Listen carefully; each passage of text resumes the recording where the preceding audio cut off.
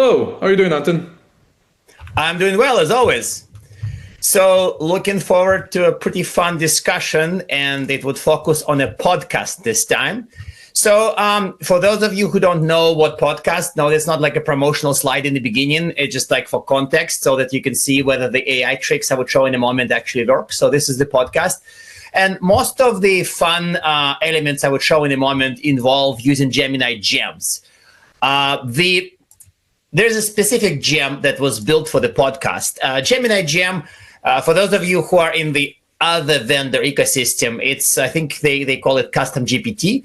So this is a way to bring a lot of context to Gemini so that you don't have to explain what you're doing, what you're asking. This particular gem is defined by a supporting machine for a podcast, and it obviously looks up the podcast online, so you don't need to provide any links. So the gem was built, I think, a couple of years ago, and we've been using it for a lot of tasks. So let me show the tasks now. One of the most common elements that I use the gem for is that there's an absolutely agonizing task of creating podcast descriptions, the titles of the episodes. And the reason I show the podcast in the beginning is you can judge whether our podcast episode titles suck or not. But before we had the gem, it was always agonizing. We look at the text, we listen to audio, we waste a lot of time, and we think, what the hell? I have no idea what to call it. Nah, and then we will argue with my co-host about, no, this is too marketing. No, this is too whatever. So right now we have a gem, and I can just basically say, type the questions and say, create 2-3 title choices for this episode. So in this particular case, when I do this, and I just dump the description, and it gives me the episode titles. I look at the episode titles, and I say, it's a little unusual. We usually don't put the guests' names in episode titles. So I say, why did you suggest we include the name? And it basically said, well, he's kind of a well-known name, so it would help you. And ultimately, he invented this concept that you are describing, so he should probably be on it. But hey, if you want to kill the names, these are the alternative choices.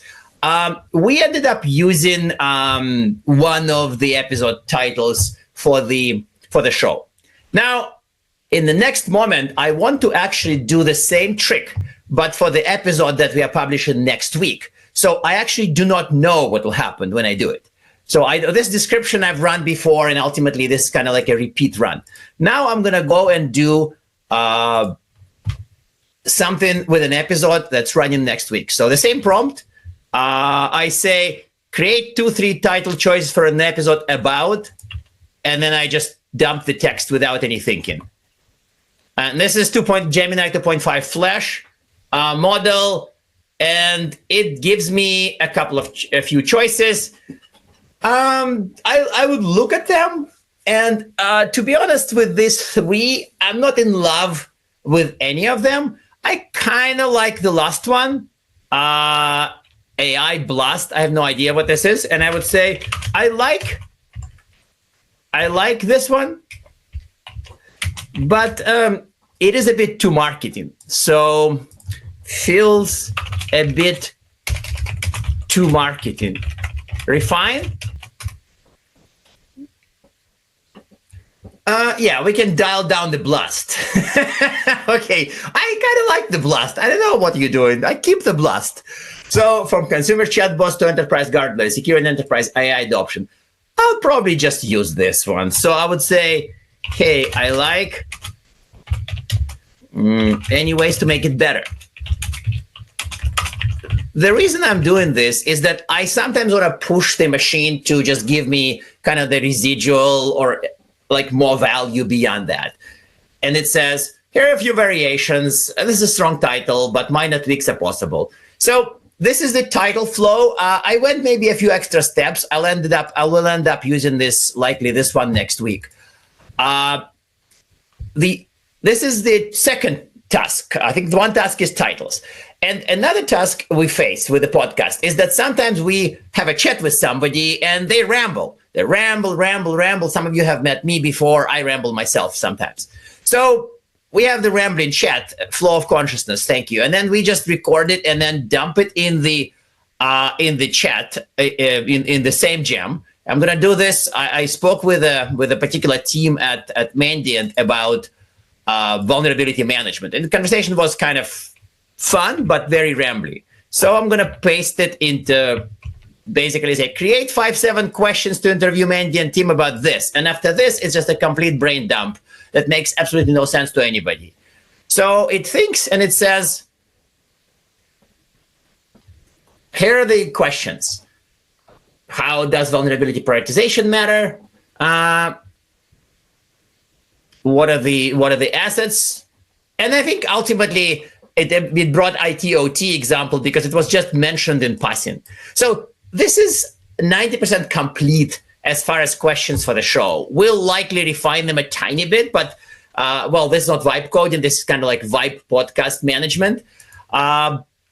Occasionally, we are in the 95 territory as well. We were not in the beginning. When this gem was used for the first time a couple of years ago, it was 75, 80% good. Right now, it's really mostly just does the work.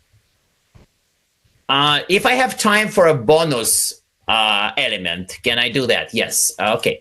So the bonus element is another boring task. So there's the one task is titled, one task is questions from a messy discussion, and the third is actually dealing with stats.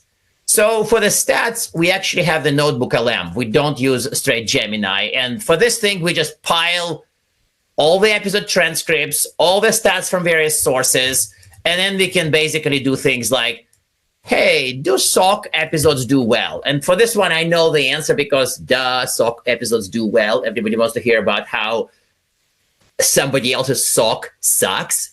So it obviously is a hot topic. So it would, the NotebookLM would give me an answer based on stats, based on the past episodes, and it would confirm what I suspected, perform well. And moreover, in one of the episodes, we did say, DNR topics really sell the tickets. I said that a couple of episodes ago, and it kind of brought this up and said, yeah, well, you guys already believe that, so why are you bothering me with this? But ultimately, yes, and then it highlights that the episodes with SOC or detection and response do really well, and would bring the data up, and I can look at the data and say, yeah, we should probably do more of those. And of course, on our show, we've done a lot of SOC episodes. These are three things we mostly use the Gemini Gems for: the titles, the crafting the questions, and this is the NotebookLM for the stats. And no virtual Anton. Yeah, okay, Gadi. Yeah, you would say that. I knew that. Somebody would say, but where is virtual Anton?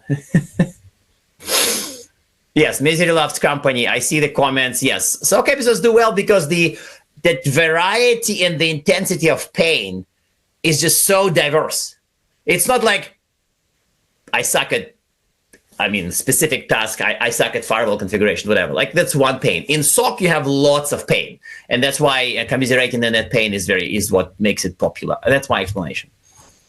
Also, as someone who's worked in a SOC for 20 years, the angle of attack is always something different and a lot of times unexpected. So hearing other people's story about the unexpected is very informative. Exactly. And I feel like, somebody says I feel seen. So I don't want to use this to advertise the podcast. I think I've done too much of that already. But if you have a horrible SOC stories, though, we can probably be friends. And you should come and say, well, we failed in this particularly new way. And you guys, nobody told us that particular pain. And it's like, we love you. Come. Here's a t-shirt. Thank you, Anton. Heck yeah. Appreciate it. Yeah.